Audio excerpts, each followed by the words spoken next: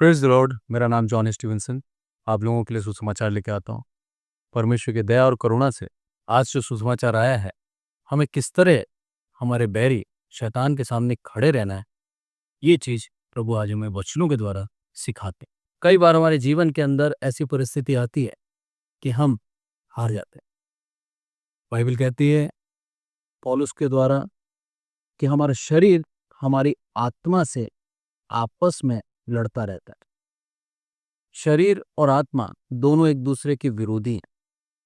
आत्मा चाहती है परमेश्वर के नजदीकी में बने रहना और शरीर उसको सांसारिकता में लेके जाता है। ऐसी परिस्थिति में कई बार हमारा यह शरीर विजय प्राप्त कर कर आत्मा को शोकित कर देता है। पर हमें उस चीज से बचना कैसे है? किस तरह से हम परमेश्वर की स्तुति, आराधना और परमेश्वर की संगति में बने रहें, आज का संदेश वही सिखाता है।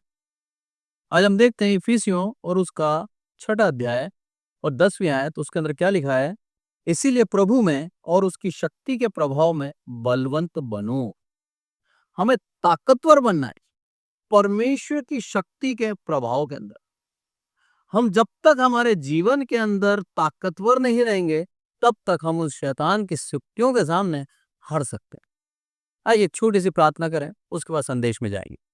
हे हमारे प्रभु, आपका बहुत बहुत धन्यवाद देते हैं मेरे प्रभु। आदर मान आपको देते हैं मेरे प्रभु। आपकी दया करुणा से ये चैनल चल रहा है मेरे प्रभु। आपकी दया करुणा से मेरे प्रभु कई लोग इस चैनल से जुड़े हैं। जितने भी जुड़े हैं मेरे प्रभु, हर एक को आशीषित करना, और जितने ऑनलाइन सुनते हैं मेरे प्रभु, उनको अपनी आत्मा से परिपूर्ण करना मेरे प्रभु, ताकि मेरे प्रभु हम लोग शारीरिक अवस्था में कमजोर होकर हम शैतान के सामने ना हारें, बल्कि आत्मिक रूप से बलवान होकर हम उसके सामने स्थिर खड़े रहें और शैतान निराश होकर चला जाए मेरे प्रभु। सारी आदर महिमा आपको देते हैं मेरे प्रभु। आपने हमारी विनती सुनी, इसलिए आपका बहुत बहुत धन्यवाद। इस संदेश को आशीषित करना, सुनने वाले लोगों को आशीषित करना, और मेरे प्रभु आपकी दया से आप मुझे जो संदेश दिया है मेरे प्रभु, वो संदेश लोगों तक पहुंच सके मेरे प्रभु। आदर मान आपको देते हैं, हम घटे आप पढ़े। जितने भी भाई बहन इस संदेश को सुनते हैं, आत्मिक बल पाए मेरे प्रभु, और अपनी सांसारिक परिस्थितियों से विजय प्राप्त कर आपके नाम की महिमा करें। प्रभु यीशु मसीह के नाम से मांगते हैं, आमीन। यहाँ पर क्या बोलता है? उसकी शक्ति के प्रभाव में बलवंत बनो। सबसे पहली बात, हमें बलवंत बनना है।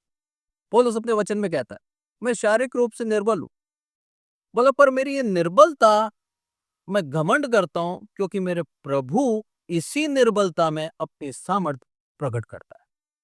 आज आप कमजोर हैं, आप परमेश्वर का धन्यवाद दें, क्योंकि मेरे प्रभु ने आपको चुना है अपनी सामर्थ दिखाने के लिए। आगे जब हम पढ़ते हैं, उसके अंदर क्या लिखा है? परमेश्वर के सारे हथियार बांध लो कि तुम शैतान की युक्तियों के सामने खड़े रह सको। हमें कुछ करना नहीं है, हमें विरोध में आकर उसके सामने लड़ाई नहीं करनी है, बल्कि हमें सिर्फ स्थिर रहना है प्रभु यीशु मसीह के नाम को लेकर। इस चीज को समझना बहुत जरूरी। कई बार हम सोचते हैं बैरी ने हमारे विरुद्ध में ये कर दिया। जो हमसे ईर्ष्या रखते हैं वो कई बार हमारे काम को बिगाड़ देते हैं। कई बार हमारे उन्नति के जो कार्य हैं उनके अंदर बाधा बनकर हमें वही रोक देते हैं। हमें बहुत गुस्सा आता है, हमें ऐसा लगता है कि क्यों इसने ऐसा किया। पर मेरा प्रभु क्या बोल रहा है? उस शैतान के सामने तुम्हें स्थिर रहना, खड़े रहना है। वो तुम्हें परखेगा, वो तुम्हें गड्ढे में डालेगा, वो तुम्हें गिरा देना चाहेगा, ताकि तुम निराशा में ही रहकर परमेश्वर के जीवित वचन के ऊपर आशा रखना छोड़ो। एक उदाहरण से बताता हूं मैं आपको। यूसुफ, उसके जीवन से यदि हम देखें तो मात्र 17 साल का था जब उसको बेच दिया गया। 17 साल का एक जवान व्यक्ति जो किशोर अवस्था से वयस्क की तरफ जा रहा है, जो ऊर्जा से भरा हुआ है, जिसके कई सपने हैं, ऐसे व्यक्ति को उसके भाइयों के द्वारा धोखा मिला और उसको बेच दिया गया। अपने भाइयों का कुशल क्षेम पूछने आया था वो। अपने घर से उसके भाइयों तक पहुंचने में उसको 3 दिन का मार्ग लगा था। लगभग 80 किलोमीटर दूर वो पैदल पैदल चलकर अपने भाइयों का कुशल देखने गया था। ये चीज दर्शाती है कि यूसुफ को अपने भाइयों से कितना प्रेम था, पर उसके भाई उससे घृणा रखते थे। उसका कारण था यूसुफ ने उस स्वप्न देखा था। वो डरते थे कि इसने स्वप्न देखा है और इस स्वप्न के आधार पर अब हम इसके अधीन हो जाएंगे, हमें इसके सामने झुकना पड़ेगा, और हम इस छोटे के अधीन होना नहीं चाहते। इसलिए उन्होंने मन में सोचा कि हम इसके उस स्वप्न के अनुसार बोने ना दे और इसको मार डालते हैं ताकि वो स्वप्न इसका व्यर्थ हो जाए। परमेश्वर ने दर्शन दिया था यूसुफ को। परमेश्वर ने जो बात लिख दी उसको शैतान खत्म करना चाहेगा, कर नहीं पाएगा। आपका नाम आज जीवन की पुस्तक में लिखा है, आपको उस मार्ग से छीनना चाहेगा वो, आपको उस मार्ग में गड़बड़ी पैदा करेगा, आपको उस सही मार्ग पे चलने नहीं देगा। पर जान लीजिए परमेश्वर ने आपका नाम लिखा है जीवन की पुस्तक में, परमेश्वर आपको अनंत काल का जीवन देगा। शैतान के उस प्रयास के अंदर हम विफल ना हो, इसीलिए परमेश्वर का वचन आज हमें सिखा रहा है हमें करना क्या है। हमें स्थिर रहना है परमेश्वर के वचन के अंदर। यूसुफ अपने जीवन के अंदर स्थिर था, उसके जीवन के अंदर उसने इतना बड़ा धोखा सहा, इतना बड़ा धोखा उसके जीवन में हुआ, उसके बावजूद भी उसने परमेश्वर के ऊपर मूर्खता से दोष नहीं लगाया। उसने ये नहीं बोला कि हे प्रभु, मैं तो इनका कुशल क्षेम पूछने आया था, मेरे पिता को चिंता हुई थी कि जा तेरे भाइयों को पूछ के आ कि वो कहाँ हैं, और देख इन्होंने मेरी भलाई के बदले में बुराई करी। कई बार हम भलाई के बदले जब हम बुराई सहते हैं अपने जीवन के अंदर, हम मन के अंदर प्रण कर लेते हैं कि आगे से हम भलाई नहीं करेंगे, जो कि गलत है। परमेश्वर का वचन कह रहा है भलाई कर, अन्याय से। पौलुस कहता है अपने वचन के अंदर, तुम अन्याय क्यों नहीं सहते? तुम क्यों एक दूसरे के प्रधान बनना चाहते हो? तुम सेवक क्यों नहीं बनते? आज यदि हम अपने उस पद को छोड़ दें तो सारा विवाद ही खत्म हो जाए। आज सबसे बड़ी बात यही है, कौन बड़ा, कौन अधिक ऊंचा, किसका सम्मान ज्यादा होना है कलीसिया में, इस बात के अंदर आकर कलीसिया के अंदर फूट डालने का प्रयास करता है शैतान। पर यदि हम परमेश्वर की उस व्यवस्था को जान ले, उस वादे को जान लिए कि मेरे प्रभु ने पूरे शरीर को अभिषेक किया है, सिर्फ सर को नहीं किया, पैर भी अभिषेक है, हाथ भी अभिषेक है, हर एक अंग को अभिषेक किया है और पूरी देह को उस स्वर्ग राज्य लेके जाएगा। पौलुस बहुत ही स्पष्टता से, बहुत ही सरलता से समझाता है। कलीसिया को एक देह के रूप में बताया उसने। बोले जिस तरह से देह के विभिन्न अंग होते हैं, उसी तरह कलीसिया के अंदर विश्वासी एक विभिन्न अंग के रूप में कार्य करे। हर कोई सर ना बने। यदि कोई हाथ बनने का प्रयास करता है, परमेश्वर का धन्यवाद दे कि हाँ प्रभु तूने मुझे हाथ बनाया। आज वही चीज हमें सीखनी है। यहाँ पर बोलता है प्रभु वचन के अंदर स्थिर रहो, और यूसुफ स्थिर रहा। यूसुफ जब बिक गया इस्माइलियों के अधीन, वो चुपचाप चला गया, गुलामी स्वीकार कर ली उसने, क्योंकि उसको मालूम था मेरा परमेश्वर जिसको मैं चाहता हूं, जो मेरे संग है, वो कभी भी धोखा नहीं देगा। आमीन। यही चीज आज हमारे जीवन में होनी चाहिए। सिर्फ ऊंचाइयों में जाते हुए, सिर्फ तरक्की पाते हुए परमेश्वर का धन्यवाद हमारे मुख से नहीं निकलना चाहिए, बल्कि यदि परमेश्वर का आज्ञा से जब शैतान हमें परखता है, उस परख के अंदर भी हम परमेश्वर का धन्यवाद और उसका जय जयकार अपने मुख से करें। जब हम उस अवस्था में परमेश्वर का जय जयकार करते हैं, जब उस अवस्था के अंदर परमेश्वर के ऊपर विश्वास करते हैं, आप जान लीजिए मेरे प्रभु की योजना आपके जीवन में पूर्ण होती है। और यूसुफ के जीवन से यही हुआ। उसने परमेश्वर का धन्यवाद दिया, परमेश्वर के पद के ऊपर ईमानदारी से चलता रहा, परमेश्वर ने उसको परखा। 17 साल का युवक जिसको कुछ भी नहीं आता था अभी, उसको एक घर का प्रधान बना दिया और पूरे घर को कैसे चलाना है उसको सिखाया पहले। अब जान लीजिए पूर्ण विश्वास योग्यता के साथ यूसुफ ने उस घर की सारी जिम्मेदारी को निभाया। फिर उसके जीवन के अंदर एक पाप डालने का प्रयास हुआ। फिर शैतान ने, जो कि जवान है लड़का, जो सबसे पहले जवान के अंदर व्यभिचार का पाप जन्म लेता है, उसको वही व्यभिचार के पाप में डालने का प्रयास किया।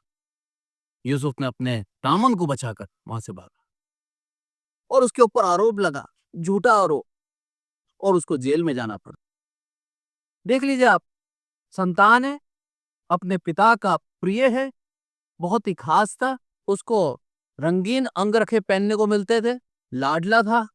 वहां से परमेश्वर ने उसको निकाला और उसको बंधुआई में डाला, गुलाम बन गया वो, उसको बेचा गया और एक दास के रूप में उसने कार्य किया। उसके मानसिक तनाव के ऊपर विचार करें आप, कि आप सब कुछ था आपके पास और आज आप किसी के दास हो गए, पर उस अवस्था के अंदर भी परमेश्वर का धन्यवाद दे रहा है। आज हमारे जीवन के अंदर एक छोटी सी नौकरी चल जाए, हमारे जीवन के अंदर जीने का इच्छा खत्म हो जाती है। हमारे जीवन के अंदर छोटा सा हमारे को जो पसंद है वो चीज हमारे से छीन ली जाए, हम हमारे जीवन को खत्म करने का प्रयास करते हैं। निराशा में डूब जाते हैं। हम सोच में पड़ जाते हैं कि अब जीने का क्या फायदा, क्योंकि जो मैं चाहता था वो मेरे जीवन से ले लिया गया है। जरा सी बात, इसके जीवन से देखिए आप, सब कुछ ले लिया गया इससे, इसको दास बना दिया गया। और उस समय की दास प्रथा के विषय में बताऊं मैं आपको, बहुत ही कठोर परिश्रम, और उसके बाद वेतन नहीं है, सिर्फ आपको खाना मालिक की दया से मिलेगा। अगर वो नहीं देता तो भी आप उससे ये नहीं कह सकते कि मुझे तू खाना क्यों नहीं देता। उसकी दया है, उसने दे दिया, और जो दिया वो खाना पड़ेगा। रहने के लिए घर दिया है, मतलब रहने के लिए शेल्टर है। जरूरी नहीं है बहुत अच्छा प्रबंध किया आपके रहने के लिए, कहीं भी आपको कोने में जगह दे सकता है, वहां पर आपको सोना पड़ेगा। ये थी दास प्रथा, बहुत ही कठोर जीवन। उसके जीवन के अंदर परमेश्वर ने उसको तपाया, परमेश्वर ने उसको निखारा, और उस घर की पूरी व्यवस्था करना वो सीख गया, किस तरह से घर को एक चलाते हैं, और सारी विद्या उसको दी गई। जब वो पूर्ण रूप से शिक्षित हो गया, और आप देखिए काफी साल बीत गए, और ये 30 से 34 साल का हुआ था, तब जाके इसको प्रधानमंत्री का पद मिला। यानी कि 17 साल इसके जीवन के अंदर सिर्फ शिक्षा के थे। परमेश्वर इसको सिखा रहा था, और परमेश्वर की दया से जब परमेश्वर ने पूर्ण रूप से इसको सोने की तरह निखार दिया, तब इसको उस पद पे बिठा दिया। आज हमारे जीवन के अंदर हमें एक ही चीज करनी है, उस शैतान के सामने खड़े रहना है, परमेश्वर की शक्ति के प्रभाव से बलवंत होकर कि मेरा प्रभु मेरे साथ है, इन परिस्थितियों से मैं नहीं घबराऊंगा।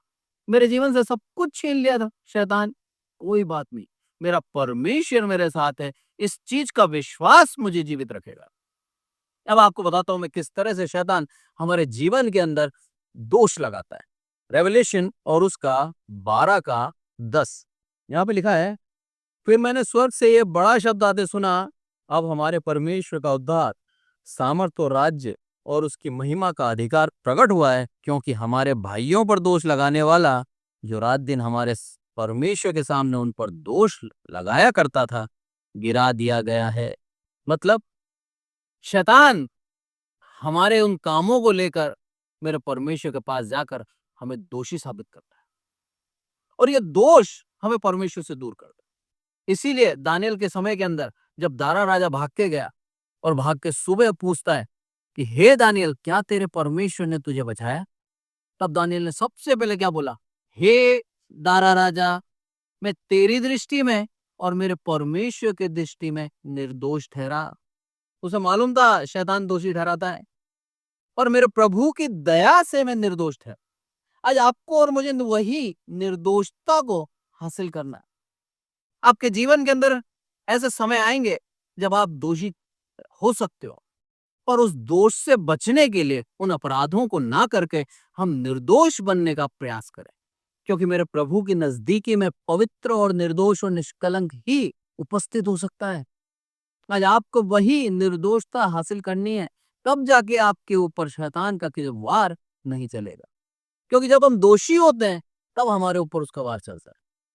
परमेश्वर के बाड़े से बंधे हुए हम लोग उसके लहू के बाड़े में हैं। जब हम गुनाह करते हैं, अब अपराध करते हैं, हम बैकडोर खोल देते हैं, हम खुद अपने उस बाड़े को तोड़कर हम अंधकार की ओर जाते हैं। जैसे हम उस अंधकार की ओर जाते हैं, शैतान को आने का एक अवसर मिल जाता है, और हम दोषी ठहरते हैं। इसलिए यहाँ पर क्या बोलता है, सबसे पहले कि शैतान हमें दोषी ठहराता है। दूसरा शैतान क्या करता है, पहले तो हमें दोषी ठहराता है, और दूसरा हमें परीक्षा में डालता है, ताकि हम परीक्षा में विफल हो जाए।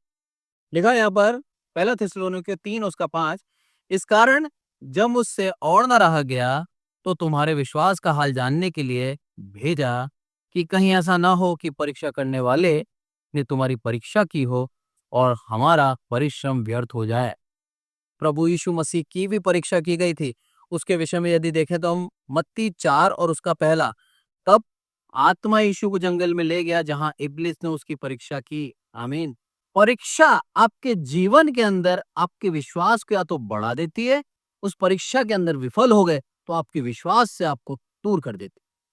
इसीलिए जीवन के अंदर परीक्षाएं बहुत जरूरी है। विश्वासियों के लिए परीक्षा एक उन्नति है, एक अपग्रेड है। परीक्षा के द्वारा आप परमेश्वर के और नजदीक आ जाते हैं, पर परीक्षा में यदि विश्वास योग्य नहीं रहे तो आप और पीछे धकेल दिए जाते हैं। शैतान की एक साजिश विश्वासियों के लिए एक उन्नति होती है, और अविश्वासियों के लिए मार्ग को बदल देती है। चुनाव आपके पास। हम परीक्षाओं से भागे ना। परमेश्वर का वचन कहता है प्रार्थना करो, परीक्षाओं में ना पड़ो। प्रभु यीशु मसीह जानते हैं कि जो अधूरे विश्वासी हैं और जो विश्वास के अंदर कमी रखते हैं, ऐसे लोग जब परीक्षा में आते हैं, उनका विश्वास टूट सकता है। इसीलिए बोलता है प्रभु, प्रार्थना करो कि परीक्षा में ना पड़ो। पर जब हम परीक्षा में पड़ जाते हैं और उस परीक्षा से निकलते हैं, आप जान लीजिए आपके जीवन के अंदर आत्मिक उन्नति होती है, यदि आप विश्वासी हैं तो। एक उदाहरण से परीक्षा को हम सीखते हैं किस तरह से शैतान, जब हम धर्म के कार्य करने जाते हैं, जब हम परमेश्वर में आगे बढ़ते हैं, हमारे जीवन के अंदर परीक्षाएं डालता है। पौलुस के जीवन से देखें हम, तो लिखा है वचन के अंदर, कई बार उसके जहाज टूट गए क्योंकि वो जहाजों से यात्रा करके दूसरी दूसरी जगह दूर दूर जाकर प्रभु यीशु मसीह के सुसमाचार को फैलाता था, प्रभु यीशु मसीह के सुसमाचार को बांटता था। उसके जहाजों को तोड़ दिया गया ताकि उसके विश्वास को खत्म करके, उसको निराश करके, उसको वो जाने ना दिया जाए। आज तक ऐसी ही परीक्षा होती आई है। आज भी परमेश्वर के दासों के मार्ग के अंदर कांटे बोने का कार्य शैतान करता है। एक उदाहरण से बताता हूं मैं। पास्टर डेविड, जो कि अपनी पत्नी के साथ एक गांव के अंदर सुसमाचार सुनाने जा रहे थे, सच्ची घटना है, आप ध्यान से सुनना। उन्होंने एक कार किराए पे ली और वो और उनकी पत्नी दोनों जा रहे थे।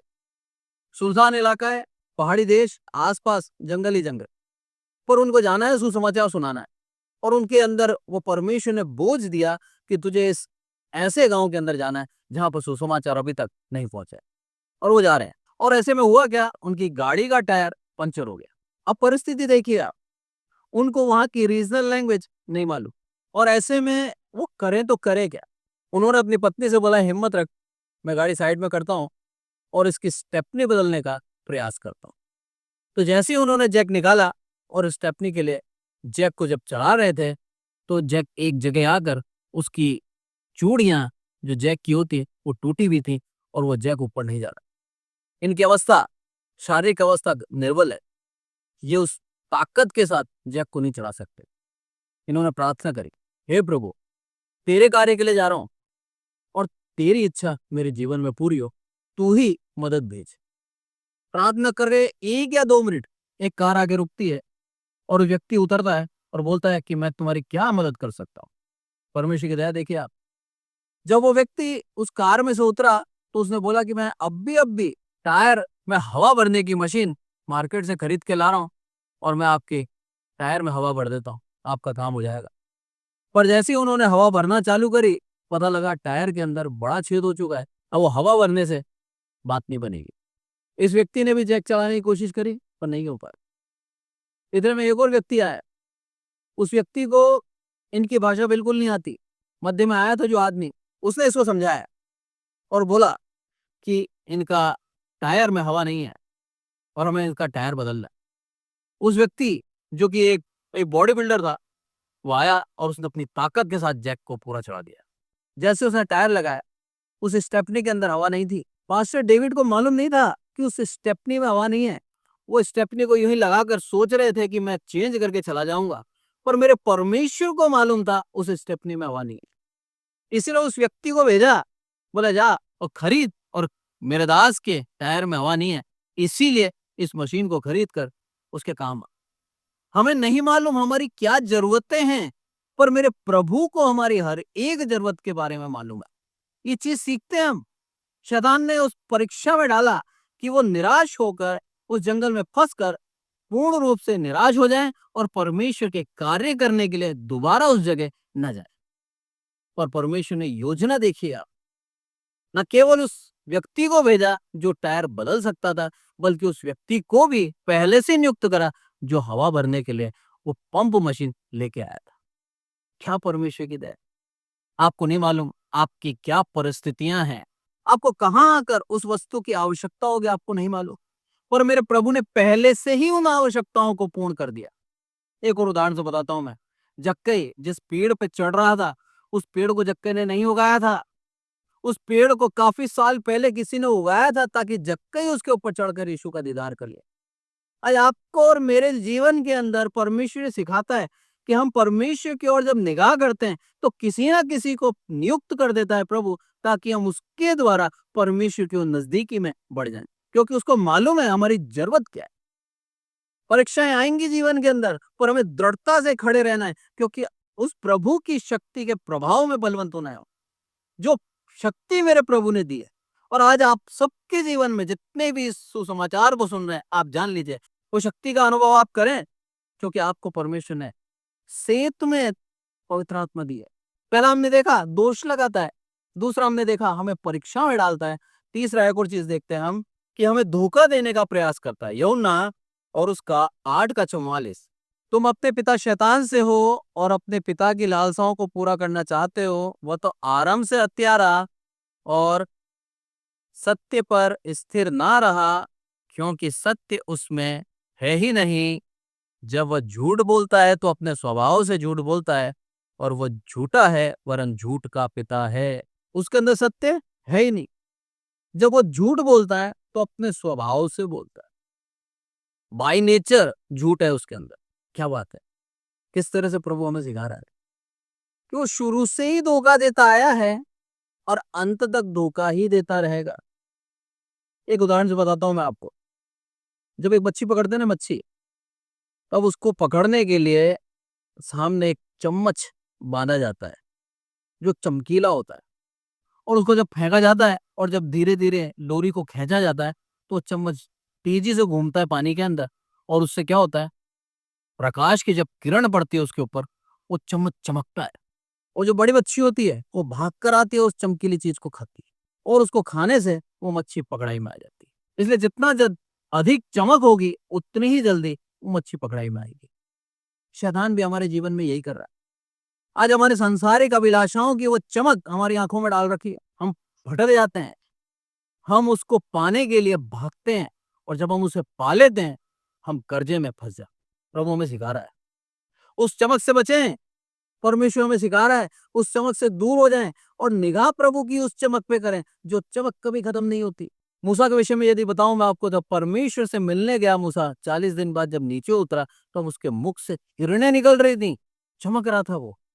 परमेश्वर के दीदार को करने के बाद, परमेश्वर की पीठ को देखने के बाद उसके चेहरे में से चमक निकलने लगी। उस व्यवस्था को पाने के बाद, परमेश्वर की उपस्थिति के बाद उसके मुख से चमक निकलने लगी। आज परमेश्वर की वो उपस्थिति सदैव हमारे साथ है, उसका आत्मा सदैव हमारे साथ है।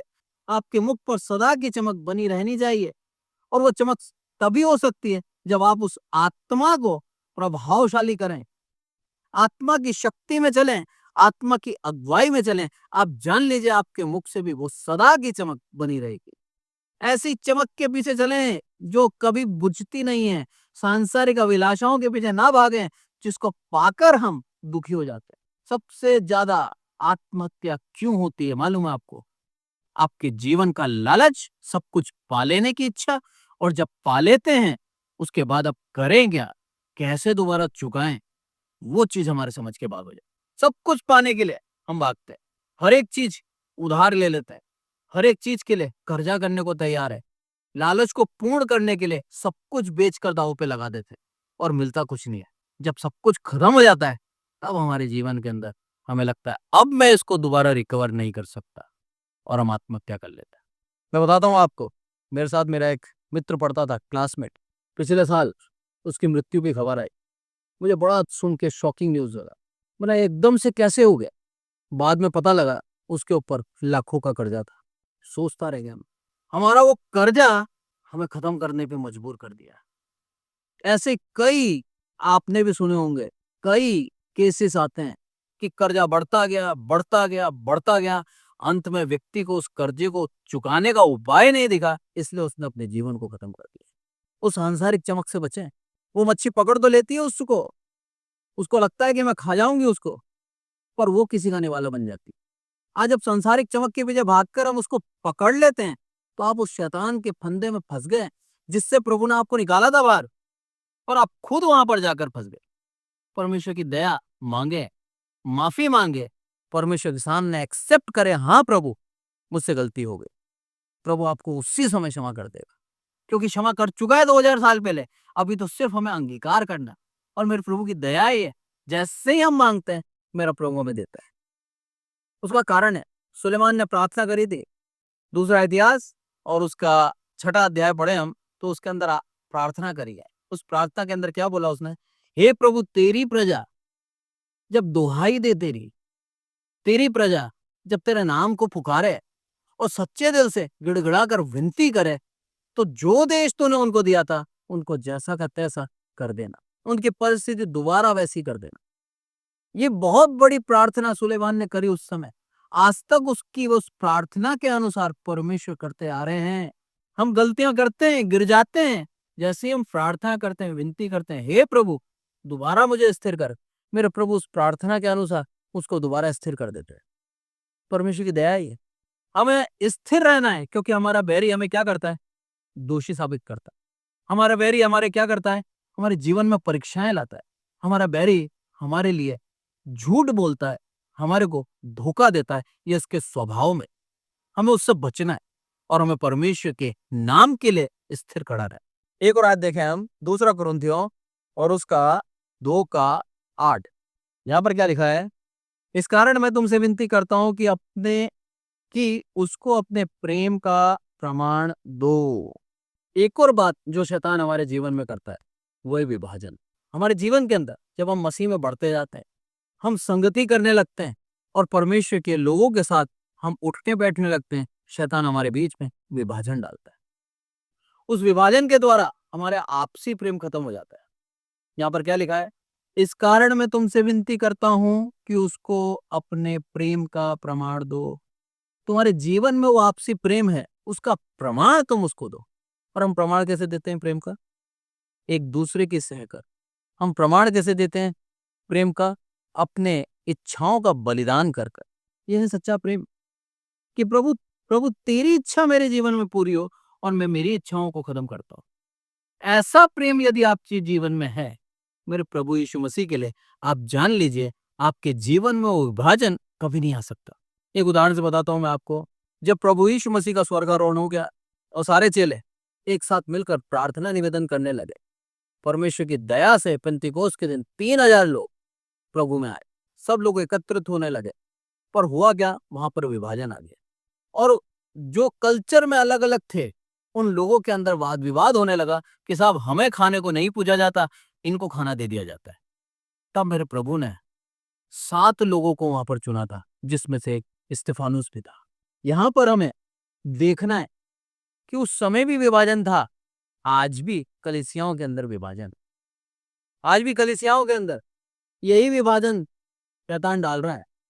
जब हम इन परीक्षाओं से बच जाते हैं, तब हमारे जीवन के अंदर विभाजन डालता है।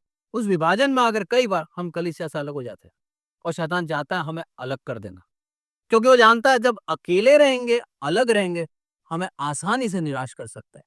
पर जब तक हम संगति में रहेंगे, एक दूसरे की प्रार्थना के द्वारा, एक दूसरे के प्रोत्साहन के द्वारा हम प्रभु में बने रहेंगे। इसलिए शैतान हमें विभाजित करके अलग करता है। अब मैं बताता हूं आपको किस तरह से शैतान हमारे जीवन में पाप डालता है। बहुत ही सिस्टमैटिक ढंग से हमारे जीवन के अंदर हम पाप कर बैठते हैं और हमें पता नहीं होता। सबसे पहले वो क्या करता है? हमारे विचारों के अंदर पाप लाता है और उसके बाद हमारे व्यवहार के अंदर पाप लाता है। उस व्यवहार के अंदर जब पाप आ जाता है, तो हमारी बोली के अंदर पाप आता है। जब हम बोलने लग जाते हैं पाप, तब हमारे रिश्तों के अंदर पाप आ जाता है और उसके बाद हम स्वार्थी हो जाते हैं। फिर हमारे अंदर सबसे बड़ा पाप हो जाता है और हम सबसे अलग हो जाते हैं। आपके जीवन के अंदर इन बातों से बचे हैं। ये 5 बातें जो आपको परमेश्वर से दूर ले जाती हैं। आपके विचार शुद्ध होने चाहिए। सबसे पहले आपके जीवन में विचारों के अंदर ही पाप आता है, उसके बाद आपके व्यवहार में पाप आता है, उसके बाद आपकी बोली में पाप आता है, उसके बाद आपके रिलेशन में पाप आता है और सबसे बाद में आप स्वार्थी हो जाते हैं, आप अकेले हो जाते हैं। लिखा है वचन के अंदर, जो अपने परिवार से अलग होता है वो अपनी इच्छा पूर्ण करने के लिए ऐसा करता है।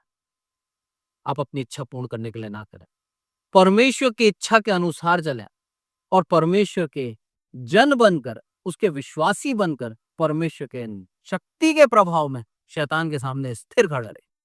आप जान लीजिए आपके जीवन के अंदर पाप घर नहीं कर पाएगा, आप कभी गलत नहीं कर पाएंगे। परमेश्वर की आज्ञा के अनुसार चलना सीखें। परमेश्वर आपको बहुतायत की आशीष देना चाहता है। वो चाहता है आपको स्वर्ग राज्य का वारिस कर देना। वो चाहता है आपको अनंत जीवन देना। आज के वचन से प्रभु हमको आशीषित करें। आइए प्रार्थना करें। हे हमारे प्रभु, हम सबको संभाल के रखते हैं, इसलिए आपका बहुत बहुत धन्यवाद मेरे प्रभु। सारी आदर महिमा आपको देते हैं, प्रार्थना करते हैं विशेष करके आपकी दया और करुणा के लिए मेरे प्रभु। आपकी दया करुणा हमारे जीवन में बनी रहे मेरे प्रभु, और आपकी इच्छा से हम कार्य करने वाले एक सच्चे विश्वासी ठहरे मेरे प्रभु।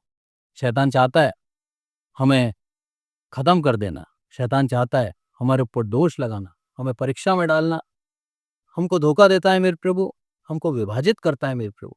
पर आपकी आत्मा हमें एक रखती है मेरे प्रभु। आपकी आत्मा के बल की शक्ति में आकर के हम उसका सामना कर पाते हैं मेरे प्रभु। हमारे जीवन के अंदर पाप ना है, हम प्रार्थना करते हैं मेरे प्रभु। आदर मन आपको देते हैं मेरे प्रभु। जितने भी ऑनलाइन सुनते हैं मेरे प्रभु इस संदेश को, हर एक को आशीषित करना मेरे प्रभु। आपकी दया करुणा उनके जीवन में बनी रहे मेरे प्रभु, और इस आत्मा की शक्ति को पाकर मेरे प्रभु आगे बढ़ते जाए मेरे प्रभु, और शैतान की युक्तियों को असफल करके आपके नजदीकी में बढ़ते जाए मेरे प्रभु। आदर मन आपको देते हैं मेरे प्रभु।